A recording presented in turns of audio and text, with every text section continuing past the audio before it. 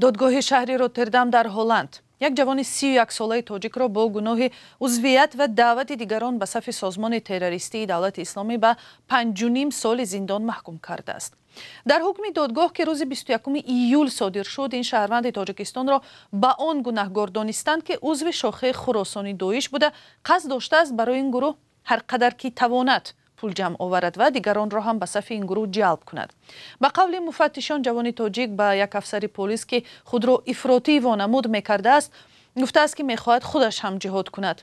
همکارم طاهری سفر این موضوع را پیگیری کرد و قبل از برنامه از او درباره جزئیات پرونده پرسیدم.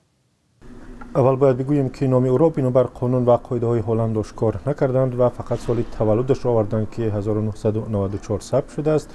یک رسانه آلمانی از او عبدالصمد ا نام برده است، اما در پرونده آمده است که گمانبر در جنایت به یک فرد و از طریق امیر داعش در تاجیکستان سوگند صداقت خورده است. برای همین او را از طریق اینترپل جستجو می‌کردند. در پرونده آمده است شهروند تاجیکستان چند شریک هم داشت، ولی نام شریکان یا همراهان او را هم از پرونده برداشتند.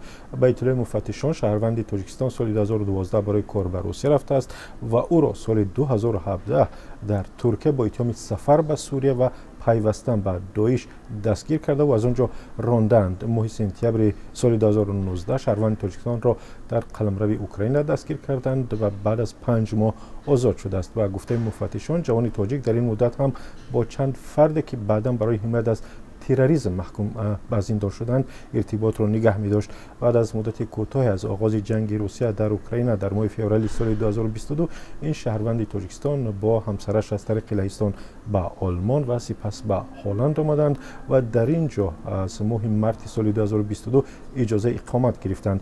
اگرچه به گفته دادگاه هیچ نقشه مشخصی حمله تروریستی را از شهروند تاجیکستان نیافتند، ولی خودش گفته است که آماده است در هر وقتی به این کار دست بزند.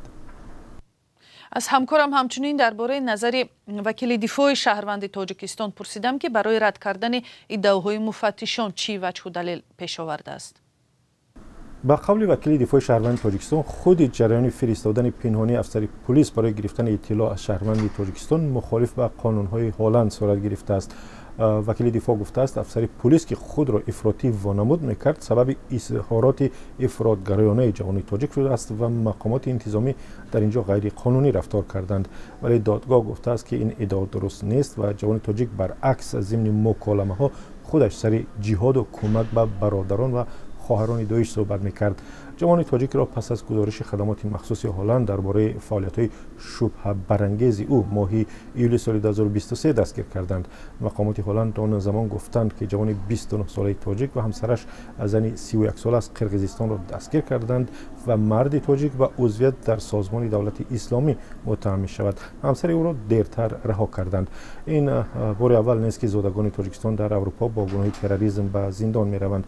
در گذشته در آلمان 5 زاده تاجیکستان را با گناه عضویت در گروه دولت اسلامی به زندان محکوم کردند. با گفته مقامات تاجیکستان از زمان ظهور داعش در سال 2013 بیش از 2000 شهروند تاجیکستان به سوریه و عراق رفتند و به صف سازمان‌های تندرو پیوستند و تعداد زیادی هم کشته شدند.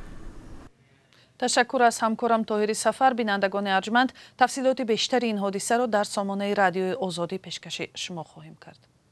سلام، اگر خط و خبر می‌خواهید ما داریم. نوید بامدادی، سرخط خبرها، اخبار تاجیکستان و جهان، گزارش‌ها و تحلیل‌ها. چی می‌گذرد و چرا؟ دانستن فهمیدن است. ضمیمه یا اپ ما را بگیرید.